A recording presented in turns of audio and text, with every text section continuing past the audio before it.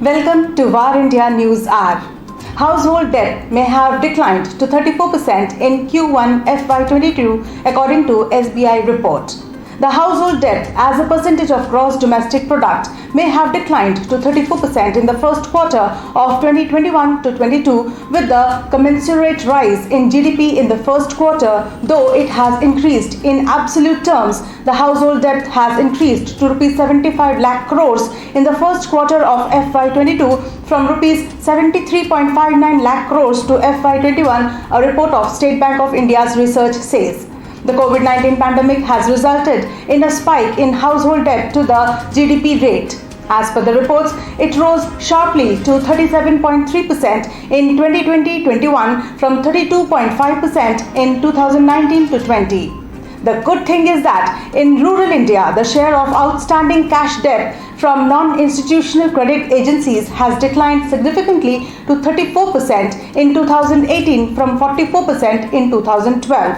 Notably, almost all states have registered a steep decline in non-institutional credit in rural areas, indicating the increase in formalization of the economy. The share of non-institutional credit has declined significantly in the case of Bihar, West Bengal, Rajasthan, Haryana and Gujarat. In Haryana and Rajasthan, which witnessed loan waiver schemes, the share of non-institutional credit declined contrary to popular perception, it said.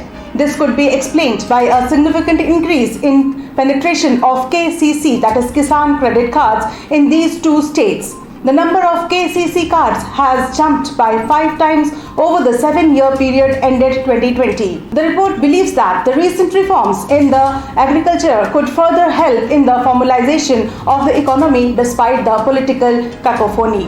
Let's look into today's headlines in VAR India. Linking of Aadhaar with PAN card has been extended till March 31st of 2022. The government extended the deadline for linking Aadhaar with permanent account number, that is PAN number, till March 31st, 2022. Earlier, the last date to link PAN card with Aadhaar card was September 30th of 2021. There has been an extension of 6 months granted for PAN Aadhaar linking on account of the challenges faced by people due to the COVID-19 pandemic. The government has already extended the deadline several times in the past as well. If the PAN card is not linked with Aadhaar in the stipulated time, it will become inoperative, the Central Board of Direct Taxes, that is CBDT, said. Food delivery apps like Swiggy, Zomato to charge 5% GST on deliveries.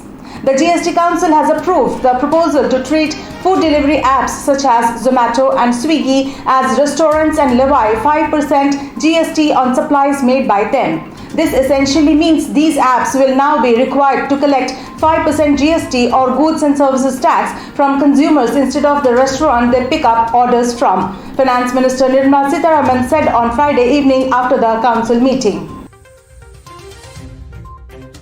Vodafone Birla to infuse equity in Vodafone Idea. British telecom giant Vodafone Group plc and Aditya Birla Group are likely to infuse fresh equity capital in Vodafone Idea. The debt-laden telecom company wants to put in place structural changes to take advantage of the telecom relief package announced by the government, which has offered a 4-year moratorium on AGR dues and spectrum fees with effect from October 1st. According to sources, the external fundraising has become hassle-free with the government's reform package. The company needs to revive the investor confidence first and lift the market valuation before going for any external equity capital, says an executive close to the development.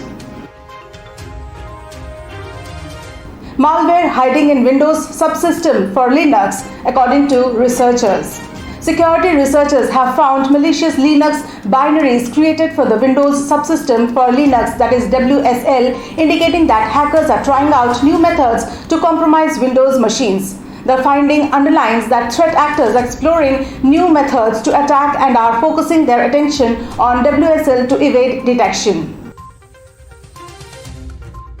MSI revamps Alpha 15 gaming laptop with AMD Ryzen 5000H series. MSI has updated its Alpha 15 series of gaming laptops with the AMD Ryzen 5000X series processors and the latest AMD Radeon RX 6600M series graphics. The next generation Alpha 15 laptops will be available across MSI brand stores and authorized sellers starting September 16th. The laptop comes with a 15.6-inch Full HD IPS panel with a 144 Hz refresh rate. The Alpha 15 also boasts DDR4 32002 slots with up to 64 GB of RAM and 2x NVMe M.2 SSD slots. The MSI Alpha 15 is priced at Rs 1,45,990 in India. That's all for now. Please like, share, comment and subscribe to Our India News magazine. Stay tuned. Thank you.